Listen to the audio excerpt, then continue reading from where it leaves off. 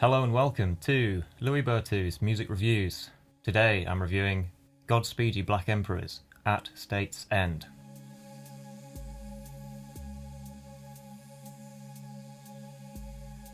Esteemed post-rockers, Godspeed You Black Emperor are back at it again with this new record here. At State's End is the band's 7th studio album and was released but a few days ago, so really these are the fresh new opinions. I, like most people, got into this band through the highly influential and beloved album Lift Your Skinny Fists Like Antennas to Heaven, and I even owned the double vinyl of it back in the day, which I played quite a fair bit. However, even at an earlier point in my life, I do remember just struggling with this album a little bit, and this band in general, and that's only been consolidated with time, I think. To the point now where I do find Lift Your Skinny Fist just to be a tad arduous, and to be honest, it has a lot of build, but there's not a great deal of payoff or actual substance to it, I find anyway. I actually prefer the less grandiose and more personal A Silver Mount Zion album that was released the same year in 2000. I think the title is something like He Has Left Us Alone, but blah blah blah. There's a lot more words which go in that title, which you can find out on the internet, but I certainly can't remember it. But yeah, I find that album is a lot more striking and original, and the blend of genres is a lot more far-reaching. But I digress. We're not here to talk about A Silver Mount Zion, nor are we here to talk about Godspeed's early work. We're here to talk about this new record here, Godspeed at State's End. I think the first aspect to mention is the sound of this record, which I think on the whole is pretty fantastic. There's a great balance between rock sounds, like, you know, the crunch of a bass or the real fuzz of a guitar, with more neoclassical style string parts, which are woven together very, very well. I'd say the strings are actually so well integrated into the mix, the arrangement, that you might not even notice they're there if you're not listening out for them, which, in my mind, speaks to how well put together this album is. So the production is great, it's a triumph, really. But to make a great record, you can't just have a great sound, you need substance as well.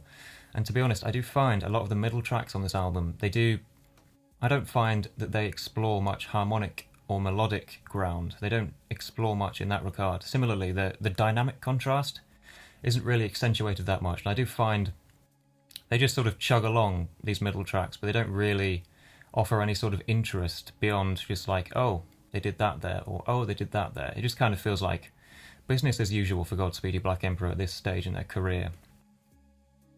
I even wrote down that the music can feel quite safe at times, and it often feels like the sort of music you can imagine in the background in a film, but not the sort of music that would, like, I don't know, accompany my day-to-day activities while I'm listening, that kind of thing.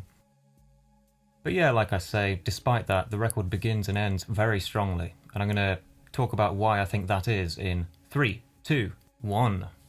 The record begins with quite a promising sort of piece of collaged sound, which is immediately more imaginative and engaging, I think, than some of the more like half-assed vocal samples that crop up in Lift Your Skinny Fists, for example.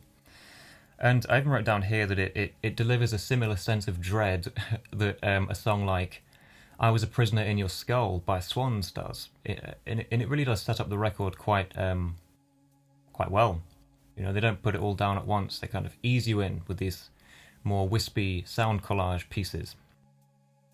Later, a scorching drone of fuzzed out guitar and bowed strings really warms up the mix. Warms it up in contrast to those sort of stark, uneasy moments of the intro. And the sound gets warmer still as a solo guitar begins to pick out an octave, and we notice that the song has changed to Job's Lament, track 2. And oh boy, what a song Job's Lament is. The band really do put their best foot forward, I think, on this track. And it just really, the second half especially, really does feel like the payoff I kind of want from every Godspeed You Black Emperor song, but oftentimes I don't really feel I get. Around halfway through the song, the drums kick in with a really nice and surprisingly hefty sounding military-style snare part, and then later the harmony expands. It's been on one note so far, but it expands into this quite nice little Lydian melody in B flat.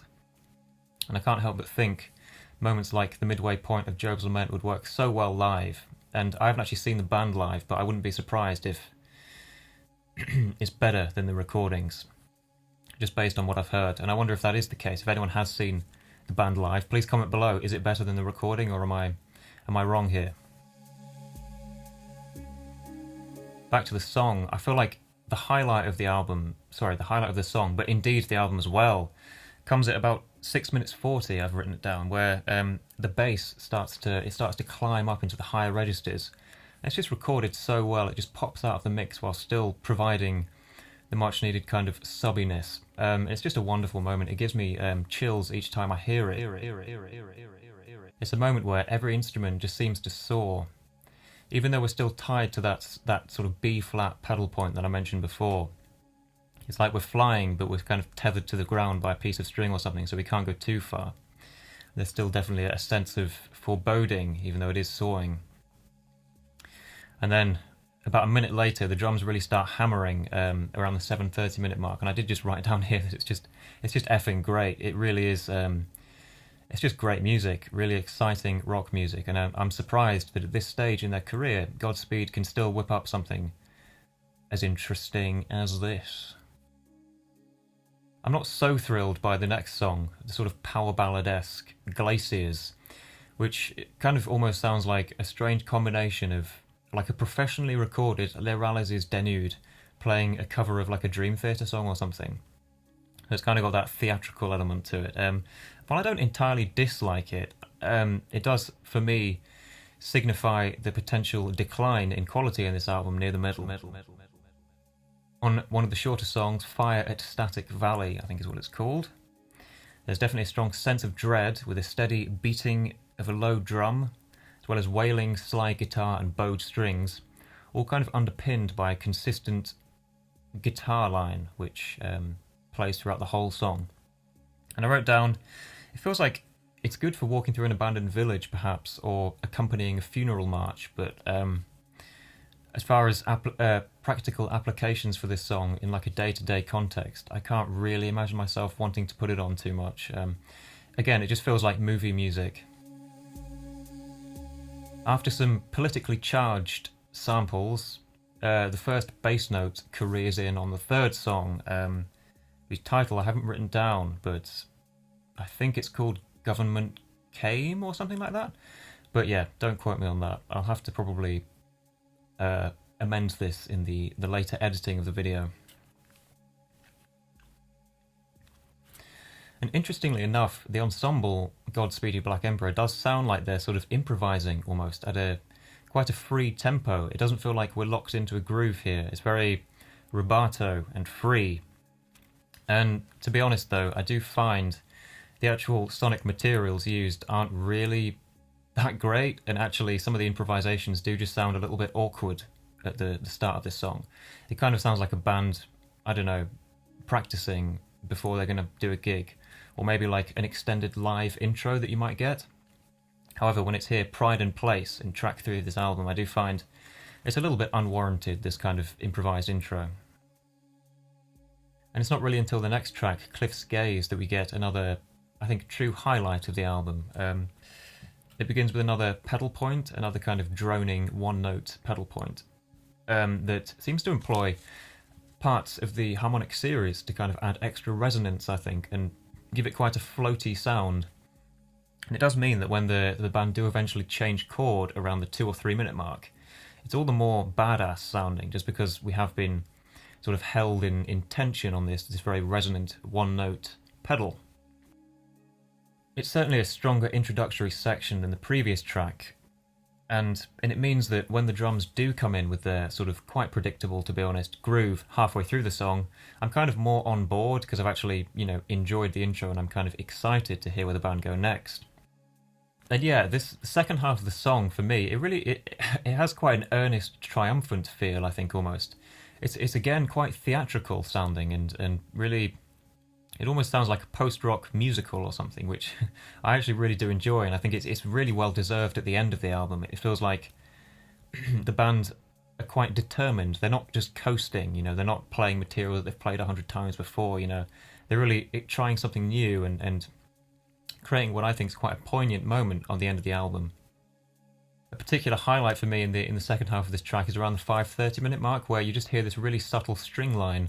It's just one note kind of played dit dit dit dit over the top, but it comes through the mix so well, and it just, yeah, it makes me feel happy. It's a very happy sounding little moment, which really does add to my enjoyment, I think, of the track, and then of the album as a whole, because obviously if you've got a decent sort of ending track, then naturally your album's going to be stronger. Then after this more theatrical outro, we get sort of the true outro of the album, which is the final song, entitled, I haven't written it down, but it's a lot more of an ambient kind of floaty outro. I think it's actually quite pretty. The first time I heard it, I kind of thought, yeah, okay, they're just ending the album on like a sort of a cop-out ending. But then the second time I listened to it, I was really sort of taken aback by some of the harmonic choices. There's some really nice chords in here that really do occasionally just pop out of the mix and really satisfy me. And even though it is ambient music, it still sounds like rock music. And I think that's why it's so successful, because it definitely leans into the post-rock genre of this album.